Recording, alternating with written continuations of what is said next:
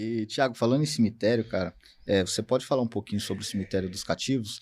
Eu Claro. desconhecia, cara. Eu desconhecia esse Então, lugar. Campinas é cemitério. Campinas acabou sendo cemitério antes de ser cidade, né? O cemitério dos cativos nasce cemitério Bento, era um cemitério de uma capela.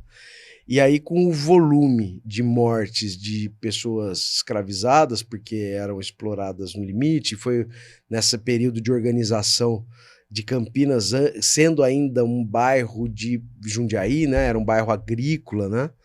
E precisava ter um lugar de sepultamento. Então acabaram pegando, eu acredito que esse cemitério, esse local de enterramento, que era o cemitério Bento, que era o cemitério dessa capelinha que ficava ali na região do Largo São Bento, Largo São Benedito, e aí começaram a enterrar os cativos, os escravizados, mesmo, as pessoas que morreram nos campos agrícolas de Campinas, começaram a enterrar ali, só que era um cemitério que começou a ter muita gente e começou a ter sepultamentos muito precários. Então foi um lugar que, na verdade, acabou virando um lugar meio bastante tétrico, assim, né? Havia desenterramentos muito frequentes por animais mesmo, porcos e cães que Essa história você até conta, né? conto que eles desenterravam as pessoas e comiam gente. Então o cara acordava de assim, tinha uma atmosfera bastante esquisita, porque acordava de manhã na sua fazenda, sua propriedade, sua casa ali no entorno e tinha um braço, tinha uma perna, tinha os bichos comiam, levavam para lá e comiam, se alimentavam Cara, disso. E ali também, depois de um tempo, porque como eu falei para vocês, o Largo Santa Cruz era o Largo da Forca. O cemitério dos cativos, como era um local de sepultamento da comunidade negra dessa época, acabou também virando um lugar de convívio, né? sim, sim. Até porque é o primeiro passo da ancestralidade, então as pessoas oravam, faziam seus rituais ali e tal. E aí o que aconteceu? Em 1848, o Elesbão, a forca do Largo São Benedito foi instalada em 35 ali, 1835, e ela foi levada em 1848 para lá, exatamente por ser um núcleo. A gente fala das propagandas das Sim, sim. violências, né? Então levaram a forca porque era um lugar de trânsito da comunidade negra, porque sepultava os seus ali.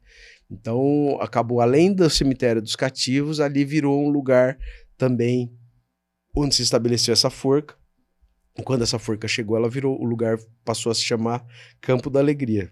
Cara, a história Tamanho o sadismo dos caras na época, porque complicado. Campo da Alegria porque era um local onde era o último ponto, em tese, era o último ponto de sofrimento das pessoas, porque era forca, cemitério, e aí você estava livre, você estava liberto da escravidão. Quer dizer, a galera era sádica demais também. Demais.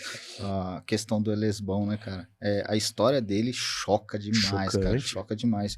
E o mais triste é que ainda acontece, né? Ainda tem gente sendo morta, acusada, presa, enfim, sendo castigada, muitas vezes simplesmente porque acham que Porque a foi, gente né? tem um senso de justiça idiota, né? A gente tem um senso de justiça, a gente precisa ver alguém pagar por aquilo. A gente não quer ver quem de fato fez, a gente quer ver pagar. E aí tem as vítimas que são. E aí tem os suspeitos perfeitos, né? Dentro dos nossos olhares sobre a pobreza, sobre raça, a gente sempre tem os suspeitos perfeitos para cumprir o papel, para saciar essa sensação nossa de justiça sendo feita, né? O cara vai lá e fala, ó, vou lá e te assassino, fala, beleza, porque você é um suspeito perfeito, tá ótimo. Exato. Existe uma classe, uma camada da sociedade que se dá por satisfeita em ver algumas pessoas, né, de algumas raças, especialmente raça negra, pobreza, a gente fica, a classe média, não a classe média só, não é só a classe média não, mas uma camada da sociedade fica muito satisfeita de ver essas pessoas sendo mortas, porque dá uma sensação de justiça, Né? de segurança, falar que bom, esse aí não vai roubar mais, esse não vai mais traficar, esse não vai não sei o quê. E aí a gente volta desde aquele assunto do beco do inferno, quem que consome, quem que é o consumidor final do trabalho da prostituta? Quem que é o consumidor final da droga?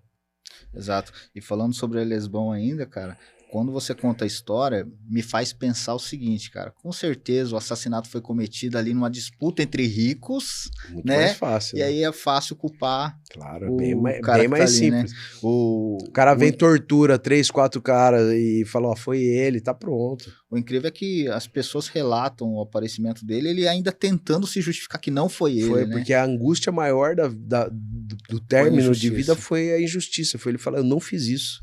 Porque ele não fui retorna, eu. né, cara? Ele já tinha fugido, ele retorna pra tentar provar, cara. Ele retorna porque ele acha que ele não tem culpa, na verdade, né? Ele fala, ó, não fiz nada, não tem... Só que eu não sabia que tinha já uma sentença à revelia dele.